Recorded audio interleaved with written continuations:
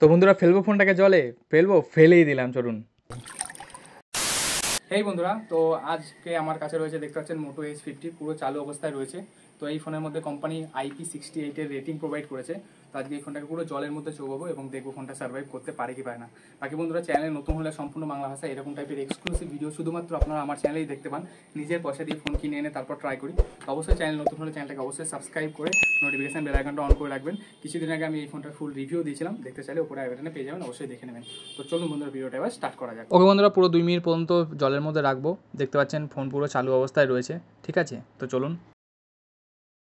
তো সত্যি বলছি বন্ধুরা, নিজের পয়সা দিয়ে ফোন কিনে এইভাবে টেস্ট করি, তো সত্যি আমার একটু ভয়ও লাগছে। যতই হোক IP60 রেটিং, তাও নিজের পয়সা দিয়ে কিনেছি।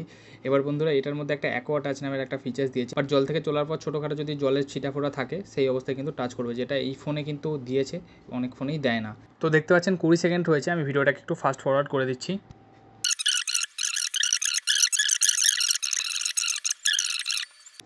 তো যেমনটি বন্ধুরা দেখতে পাচ্ছেন 1 মিনিট 14-15 সেকেন্ড হয়ে গেছে। বন্ধুরা, কিছু কথা আপনাদের বলে রাখি, আপনারা কিন্তু ইচ্ছা করে অবশ্যই ফোনটাকে জলের মধ্যে ফেলবেন না, কারণ যদি ফোন জলের মধ্যে পড়ে গিয়ে যদি ওয়াটার ড্যামেজ হয় বা লিকুইড ড্যামেজ হয়, তাহলে কিন্তু কোম্পানি কোনো রকম রিপ্লেসমেন্ট আপনাদের প্রোভাইড করবে না।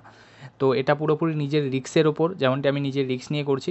বাট হ্যাঁ, হতে পারে যে IP68 দিলে কি হতে পারে, যে যদি IP68 দেয় তাহলে হতে পারে ছোটোখাটো জলের ছিটা বা জলে পড়ে গেলে 1-2 মিনিটের জন্য, তাহলে হয়তো ফোনটা সার্ভাইভ করে যাবে। বাকি যদি ফোনটা আপনার জলের মধ্যে পড়েও যায়, যদি ওয়াটারপ্রুফ নাও হয়, তাহলে কী কী করণীয় সেটা ভিডিওটা আগে দেখতে থাকুন। আমি আগে অবশ্যই আপনাদের সাজেস্ট করেছি এমন কিছু টিপস দেবো যেটা জেনুইন টিপস, যেটা আপনার দেখলে অবশ্যই কাজে লাগবে। বাকি বন্ধুরা দেখতে পাচ্ছেন 1 মিনিট 53-54 সেকেন্ড হয়ে গেছে।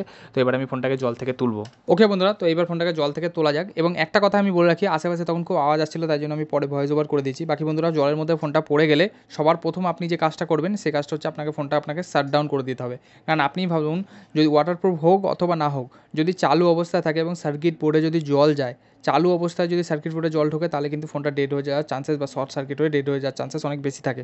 আর যদি অফ হয়ে থাকে তাহলে হতে পারে সার্ভাইভ করে যায়। তো বন্ধুরা, আমি এরপর 5-6 ঘন্টা ফিরে আপনাদের ফাইনাল ভার্ডিক্ট দিচ্ছি আমার।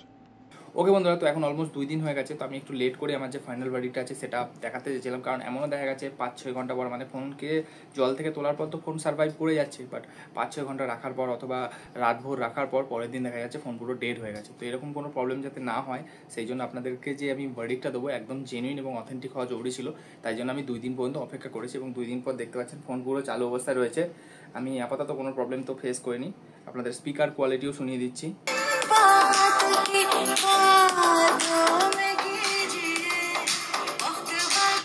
तो सुन लिया गाइस, स्पीकर क्वालिटी सब कुछ सही है। अब मैं आपको एक फ़ोटो खींच के भी दिखा देता हूँ। তো যেমনটি দেখতে পাচ্ছেন, ফটোটা দেখিয়ে দিলাম। তো সমস্ত কিছু ঠিক রয়েছে বন্ধুরা, কোনো রকম কোনো প্রবলেম আমি দেখতে পাইনি। তো আমার ওয়াটার টেস্টে তো মোটো H50 পাস। Bye bye.